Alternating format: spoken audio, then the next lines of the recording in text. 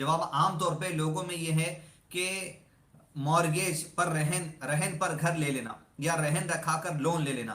دیکھیے رہن اسلام میں سسٹم یہ کہ اگر آپ کو کسی پیسے کی ضرورت ہے، رہن اسلام میں احسان کا معاملہ ہے، ایک دوسرے کی مدد کے لیے اللہ تعالیٰ نے ایک آسانی رکھی اسلام میں. یعنی اگر کسی کو آپ کو ضرورت ہے 5,000 روپے کی اور آپ نے کہا کہ بھائی 5,000 کی ضرورت ہے، آپ 5,000 لون دیجئے، یہ میرا موبائل فون آپ کے پاس رکھیے 1 مہینے تک، اور 1 مہینے کے بعد میں آؤں گا اور موبائل فون لے لوں گا میں اپنا واپس، اور آپ کے 5,000 آپ کو دے دوں گا. یہاں تک جائز ہے یہ بات.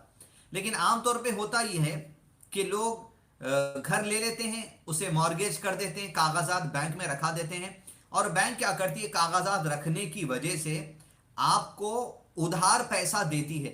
اور اگر آپ کہیں گے کہ بھائی 1 سال میں پیسہ لوٹاؤں گا، تو اس پیسے پر 1 سال تک سود لگایا جاتا ہے، انٹرسٹ کیلکولیشن کیا جاتا ہے. یعنی گھر رکھا دیا کسی نے، 10 لاکھ روپے لے لیے، اور 10 لاکھ پہ ہر مہینہ 2% یا 1% یا 5% جو بھی طے ہوتا ہے انٹرسٹ لگتے چلا جاتا ہے. یہ کھلے طور پہ حرام ہے. اور یاد رکھیے جب تک کہ کوئی حرام کی عادت بنا لے گا اور حرام تجارتوں میں آگے بڑھنا چاہے گا، کبھی بھی برکت نہیں ہو سکتی. اس لیے کہ سود لینے والا دینے والا دونوں گناہوں میں برابر ہے.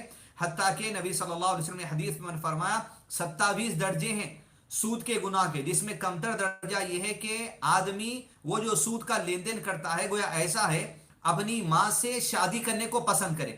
یعنی انسان کو جتنی کراہیت ہوتی ہے اپنی ماں سے نکاح کرنے کی بات پر، اتنی ہی کراہیت مجھ کو اور آپ کو اس موقع پر ہونی چاہیے جب سود کے لین دین کی بات ہمارے سامنے آئے. تو اللہ عز و جل سود کے لین دین سے ہم تمام کو محفوظ رکھے، آمین. اب اس کے علاوہ عام طور پہ یہاں پر کئی جگہ پر یہ دیکھا جاتا ہے کہ لوگ رہن کے نام پر سودی کام کرتے مگر سمجھتے نہیں اس کو، اور ایک ٹرانزیکشن کوئی دوسرے قسم کا ہوتا ہے لیکن اسے رہن کا نام دے دیتے. جیسے یہاں ہمارے شہر حیدرآباد میں رہن پر گھر لینے کا سسٹم ہے.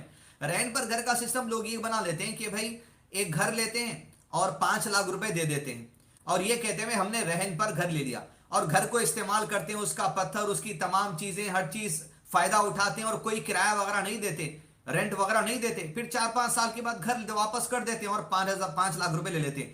یہاں استعمال نہیں کیا جا سکتا. یہ دراصل میں ہوگا یہ کہ آپ ایک رینٹل ڈیڈ بنانا چاہیے.